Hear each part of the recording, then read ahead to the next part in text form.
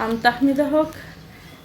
Currently, I'm living in Dhaka because that's where my family lives, and work and studies.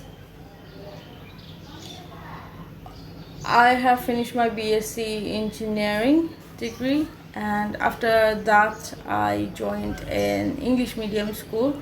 It was American curriculum, and I really enjoyed working there. Next one is television programs. Where do you usually watch TV programs and show? Well, currently I don't really watch TV. Most of the stuffs I watch are available on the internet, so I would always go, like if I wanted to watch something, I would go and watch it in the internet.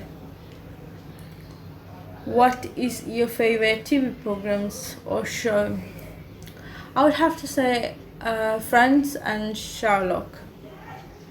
BBC Sherlock one, not the other one, because I really like the relaxing vibe of Friends, and Sherlock is he's just brilliant. Are there any programs or show you don't like watching? Yes, there are a lot of shows that I would rather avoid. I don't like brutality or too much bloodshed. A few days ago, people were really into Games of Thrones, but I could never make myself watch it because it was just too brutal for me. Do you think you will watch more TV or fewer TV programs in the future? Why and why not? I think it's less likely that I would watch more TV in the future because I find TV shows to be passive unless they're informative. Other than that, I would just focus on getting my works done because you just don't gain a lot from watching TV shows that doesn't have values. So part 2 is describe someone you know who has started a business.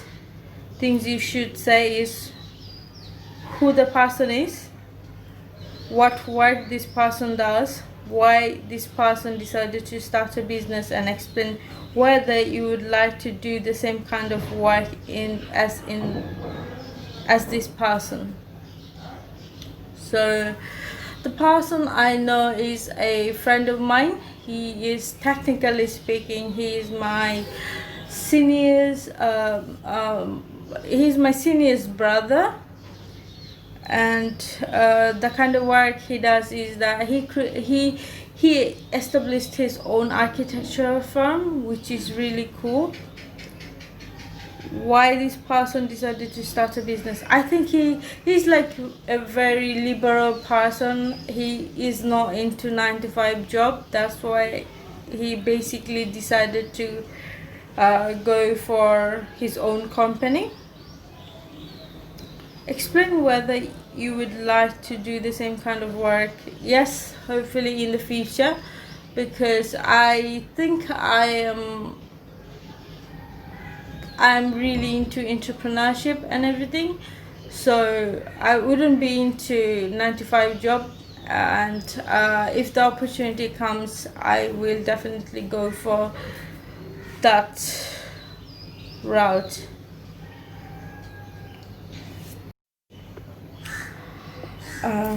Next is part 3, discussion topics, choosing work.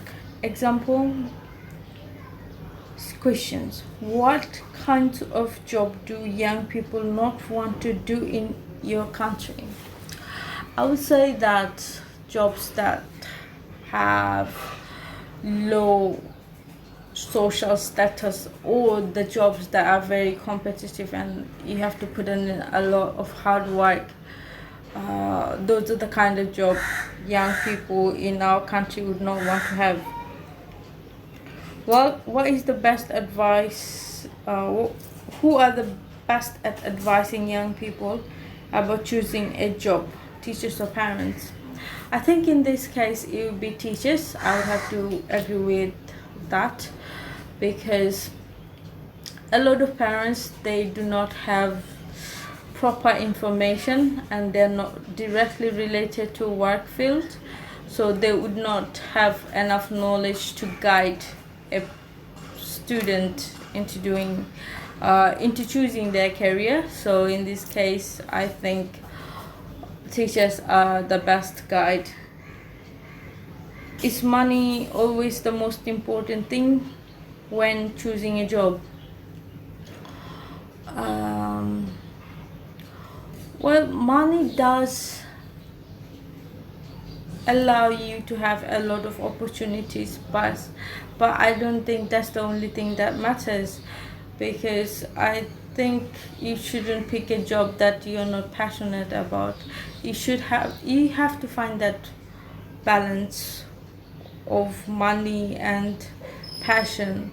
If you're working hard on something that you're not passionate about, it's just gonna kill yourself inside out.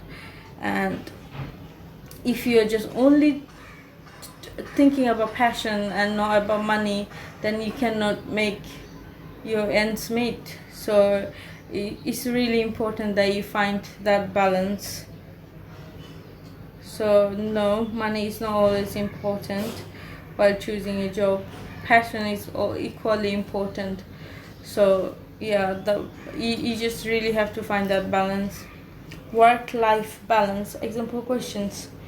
Do you agree that many people nowadays are under pressure to work longer hours and take less holidays? Yes, I have to agree with that, because nowadays job fields are really competitive. People have less time to relax, and employers want to get as much as they can, want to get done as much as they can. So yes, a lot of people are under pressure, and a lot of people, I think, are suffering because of that. They're suffering mentally, and it's a huge issue nowadays. We can see a lot of suicide and a lot of death due to overwork. What is the impact on society of people having a poor work-life balance? As I said before, it affects your mental health. It will affect your family, you will affect your family problem as well,